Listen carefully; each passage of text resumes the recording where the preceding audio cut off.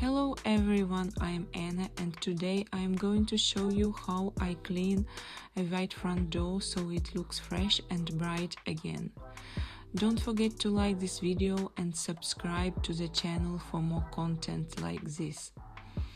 First I prepare a bowl of warm water and add a small amount of gentle all-purpose cleaner.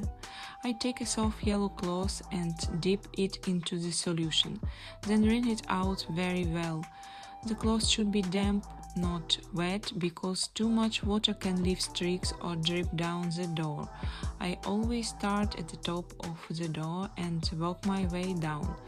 Using smooth, even strokes, I wipe across the surface section by section.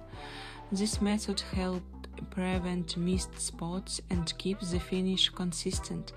I pay special attention to the areas around the handle and lock, since those parts are touched the most and tend to collect fingerprints and smudges. For the decorative panels and edges, I gently run the cloth along the grooves to remove any dust buildup. If I notice a stubborn mark, I go over it again with slightly firmer pressure, but I avoid scrubbing too aggressively to protect the paint.